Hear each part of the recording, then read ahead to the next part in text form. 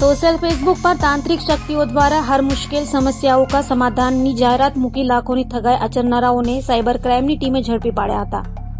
Cyber crime police પાસેથી મળતી માહિતી મુજબ સોશિયલ મીડિયા ફેસબુક પર તાંત્રિક શક્તિઓ દ્વારા હર મુશ્કેલ સમસ્યાઓ કા સમાધાનની જાહેરાત મૂકી ફરિયાદીને સમસ્યાઓનું નિરાકરણ કરી આપવા તથા ઘરમાં ખૂબ જ સોનું રહેલ હોવાનું જણાવી અલગ અલગ વિધિ કરવાના બહાને તેઓ પાસેથી 15,51,000થી વધુ પડાવી લેનાર રાજસ્થાની ઠગો મુનેશ કુમાર વિશ્વનાથ ભાર્ગવ અને મનોજ ઓમપ્રકાશ ભાર્ગવને રાજસ્થાન ખાતે જઈ સાયબર ક્રાઇમની ટીમે ઝડપી પાડી સુરત લાવી તેઓની ધરપકડ કરી કાયદેસરની કાર્યવાહી હાથ ધરી હતી।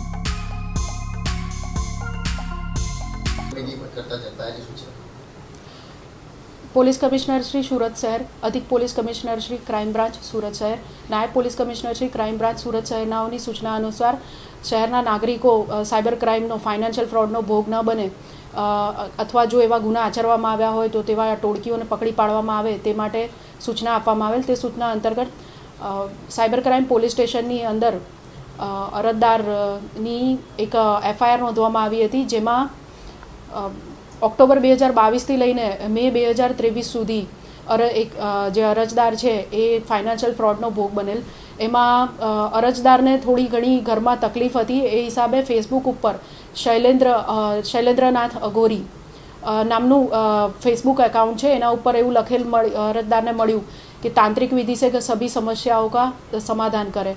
अरजदार ने तेमा विश्वास पड़ता अरजदारे सदर एकाउंट धारकनो संपर्क करेल। त्यारबाद व्हाट्सएप पर तेमनी साथे वातचीत थयेल।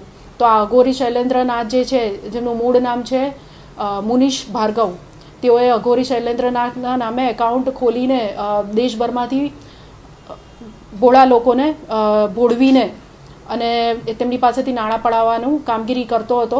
એ દરમિયાન અરજદારનો સંપર્ક થતાં એમણે તમારા ઘરમાં ભૂતોનો વાસ છે, તમારા ઘરમાં ઘણું સોનું છે, દુષ્ટ આત્માઓનો વાસ છે, વિધિ કરવી પડશે એમ કહીને ટુકડે ટુકડે પૈસા ઓનલાઈન ટ્રાન્ઝેક્શન કરાવીને પોતાના જ અલગ અલગ બેંક એકાઉન્ટોની અંદર પૈસા નખાવ્યા છે।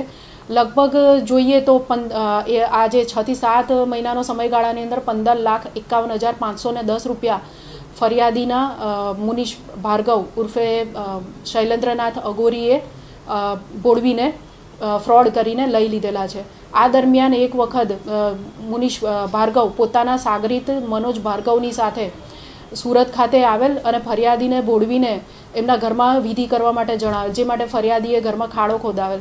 ત્યારબાદ ધાર્મિક વિધિ કરી ધુમાડોને એમ કરીને ફરિયાદીના ઘરની અંદર પોતે લાવેલ નકલી ઘરેણા સોનાના અને હાડકાને એમ બતાવીને ધુમાડાનો લાભ લઈને ફરિયાદીને ભોળવીને જણાવેલ કે તારા ઘરમાં આ દુષ્ટ આત્મા છે અને આ જે સોનું છે। ત્યારબાદ હાથ ચાલાકીથી એ સોનું અને બધું ગાયબ કરી દીધેલ ધુમાડાનો લાભ લઈને ફરી। અને પછી આરોપીને એવું ફરિયાદીને એવી રીતના જણાવેલ કે તમારે જો વિધિ કરાવશો તો આ વસ્તુ તમારા ઘરમાંથી જતી રહેશે અને જેટલું સોનું છે એના કરતાં 100 ગણું સોનું તમને જે દેખાયું હતું એના કરતાં મળશે।